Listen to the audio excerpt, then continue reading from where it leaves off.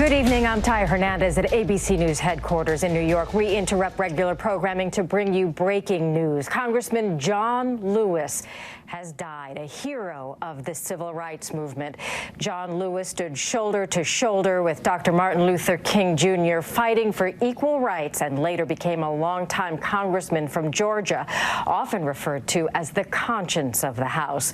Late last year, Lewis announced he was undergoing treatment for stage 4 pancreatic cancer. In his statement announcing his illness, Lewis said, "I have been in some kind of fight for freedom, equality, basic human rights for nearly my entire life." He went on to say, "I've never faced a fight quite like the one I have now." ABC News' Byron Pitts looks back at the iconic life of John Lewis. John Robert Lewis didn't simply witness history, he shaped it, marched for it, bled for it, not once, not twice, but every time he was called upon. As Lewis liked to put it, by just getting in the way. Keep marching, keep sitting in, keep standing in, keep protesting until the sagging walls of segregation come tumbling down. A sharecropper's son born in Troy, Alabama, 1940, back when segregation was law, Jim Crow the enforcer. The Montgomery bus boycott drew the attention of one teenager, and soon civil rights would become John Lewis's life work, and it nearly killed him.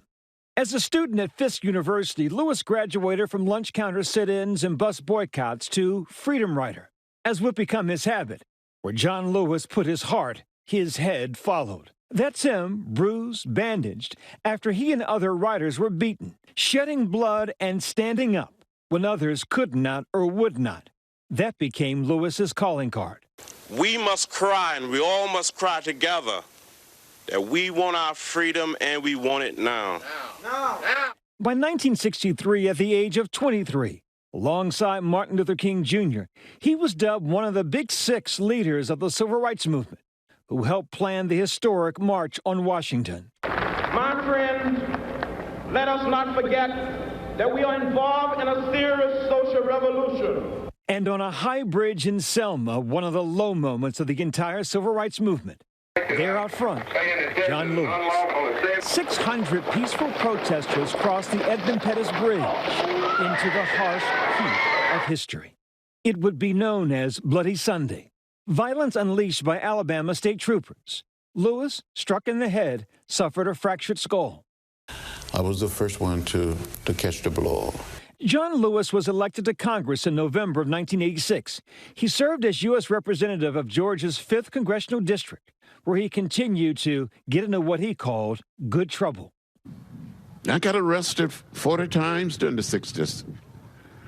And since I've been in Congress another 5 times.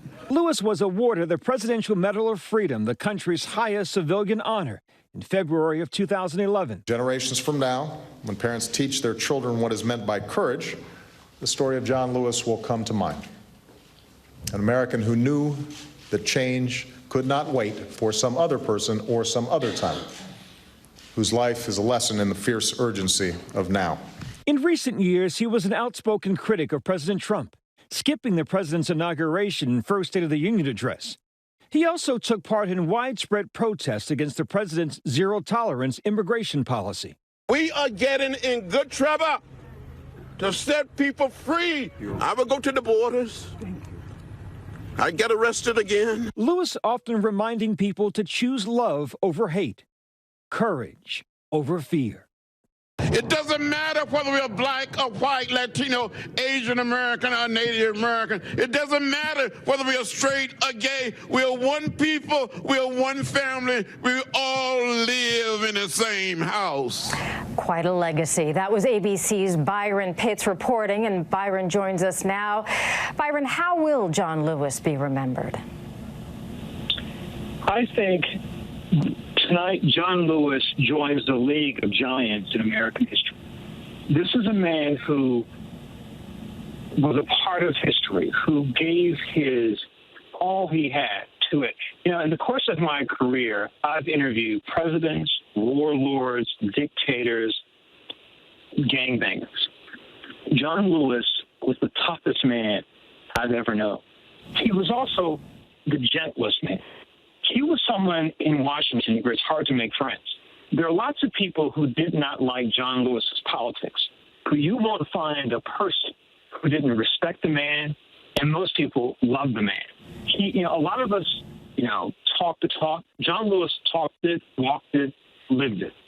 He is one of those forces in American history that when he was called upon to put his life in harm's way, to, in his best estimation, to help make America better, he did. And, I spent a lot of time with Congressman Lewis, and for all the dark days in American history that he witnessed, he was a part of, he was also one of the most optimistic people I've ever known.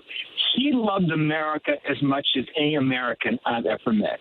He'll be remembered as a man who gave his full measure to this nation every time he was called upon. And tonight, as I said, he rests with giants. All right. Thank you for your perspective, Byron. ABC's Byron Pitts reporting.